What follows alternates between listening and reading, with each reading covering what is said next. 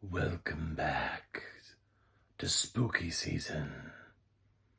I have finished this franchise.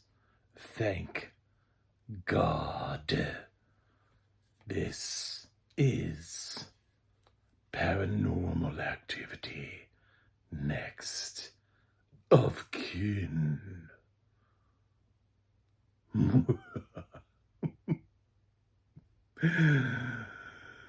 Welcome back. I'm John Stark from MacMovieGuy.com. This is well, I don't know if it's the last Paranormal Activity, but this is the last Paranormal Activity movie that currently exists.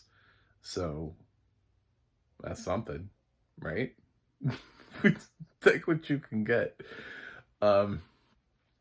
Granted, this movie does have a 2021 release date attached to it. I know that's like kind of pandemic-y, but this was a Paramount Plus release.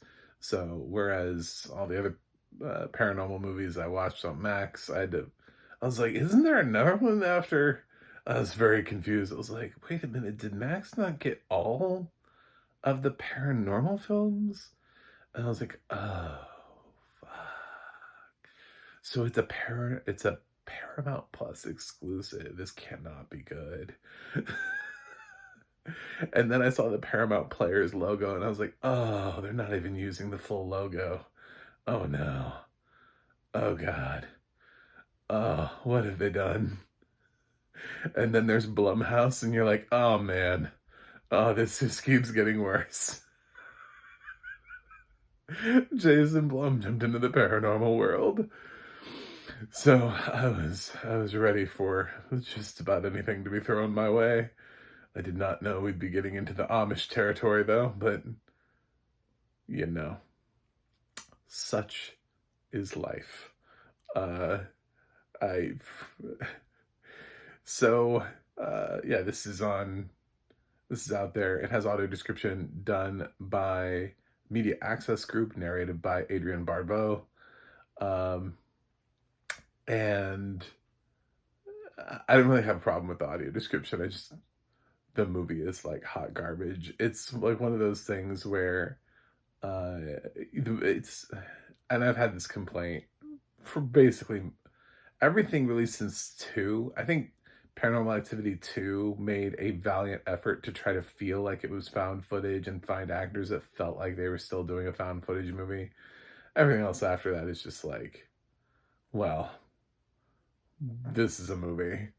And this one feels like I didn't even like, at no point did I consider that it was found footage or that somebody was holding a camera or that we were, getting camera angles together.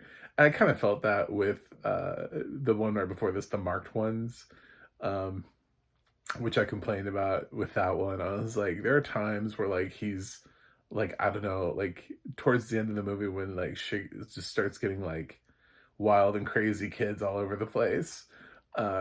He's still like holding the camera. He's got to make sure that it's like, I feel like a person in a real scenario would have dropped the camera and like just started kicking down doors and gotten the fuck out of that place.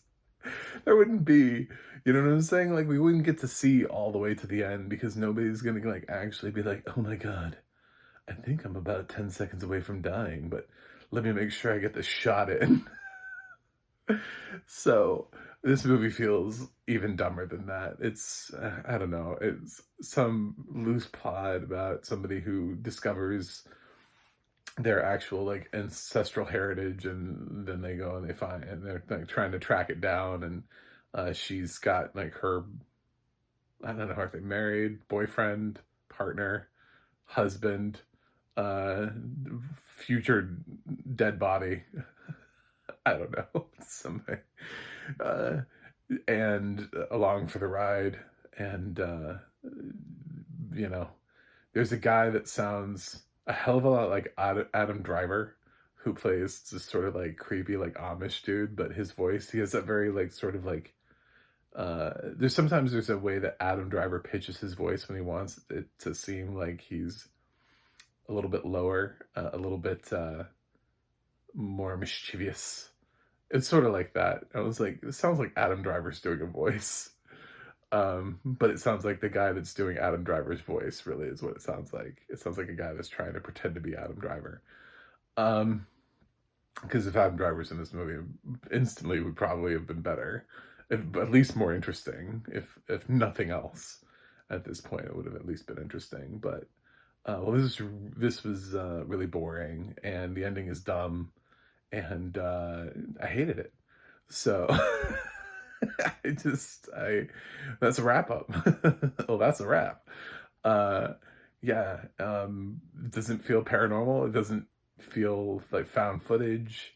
It feels this feels straight to video. This feels like they gave up. This feels like the argument that people make with Blumhouse is that it's really hard to tell. You know, Jason Blum, he comes out and he's like, oh man, I got some great movies for you this year, and he's like, and we're all like, basically everybody's like, no, you've got 10 movies coming out this year. One of them is going to be good, and you're going to make us watch 10 of them to figure out which one that is. You've mass produced crap, and you want us to figure out through through your crazy ass release schedule of overproducing movies which one of these films is the good one. And well, it was not this one for 2021. I can attest to that. That is what I will swear to, is it wasn't this one. And I think even if this film had no pandemic and theatrical release was a possibility, it still would have bombed. Like, I think people would have been like, no. Because coming out of the marked ones, which people already were like, I don't know about this. I feel like Next to Kin is well, shit. That's the death of the franchise. So, could they do another paranormal? You know what? They did Saw X after Spiral. So, and Spiral did not get great reception. So, I guess anything could happen, you know? I mean, really, the possibilities if they really want to revive a franchise. But then again, we haven't had a new Friday the 13th movie in like forever. Nightmare on Elm Street, ever since they did that reboot, forever. So, I mean, I feel like Freddy and Jason are like pretty bankable characters to try to do a franchise around. Like, you don't have to do much to do those franchises. So, but people aren't trying. So, meanwhile, we get like new Exorcist movies. I don't know. Horror is a weird genre, and it's hard to tell when somebody's going to try to make like Jeepers Creepers Reborn, and you're like, but is that a franchise that needs to like be reborn? What about some of the others? You know, like, can we? So hopefully this one just stays dead for a while, and somebody goes and maybe we get like a good filmmaker behind something else that actually has some potential, or we come up with some new ideas. You know, there's a lot of things out there, but this is a little bit of a dumpster fire. It's by far the worst of the franchise, and I didn't really care for 4, so well, 3 and 4 are not my favorite. Marked Ones has some interesting ideas and concepts, but it's still not a great film. And that ending is just like, well, basically you had an ending and then you made a film around it. So, yeah, 1 and 2. That is my, if you're asking me at the end of this thing, well, Mr. John Stark, blind film critic, what would you recommend? I'd be like, watch the first one, so that you can understand conceptually why there's a bunch of Paranormal Activity films. It's because the first one actually had something going on. The second one's not bad if you want to continue, and then just stop. And then just don't do any more. Stop it too. The rest of the films, none of them feel like found footage. They all feel like garbage one way or another. They all go too far. They all push the boundaries of what anybody would realistically do in any situation too far. So I do love Adrienne Barbeau being on audio description, though. I think she gives a nice tone to the film. She seems very uninterested with the film, which is great.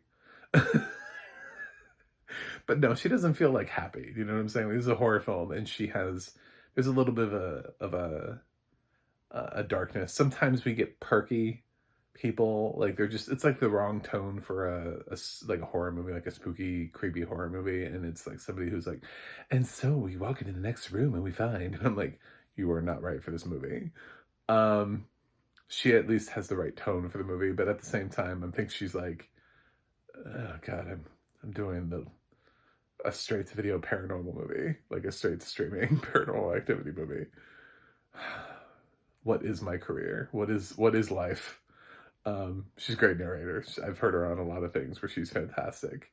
Sometimes I know that they must be ecstatic to get work, but when they see the work that they're getting, like if I was getting narrator work instead of just like quality control, and somebody was like, well, we think you're the right narrator for the new Baby Geniuses movie, I'd be like, what about me says to you that I should be on Super Babies 4, or I don't even know what we're on now, like 5, 6, 7, 8, I don't know, you know, what have I done wrong with my life that this is what you're putting me contention for?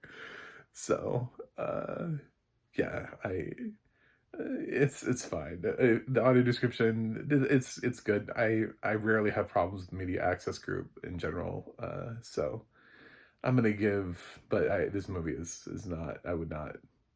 No, I can't tell you to watch this. Uh, it's by far the worst in the franchise, and this one doesn't. At least I suppose at least it gets points for not having like somebody from the first movie like walk out and be like, "Hi, I'm back. What's up? I'm Katie. I'm here again. Hello. I'm in every fucking movie now." I don't do anything else but Paranormal Activity movies. Um, all right, I'll give Paranormal Activity Next of Kin a D. I have seen worse movies, but still, to be in the D range, still not great.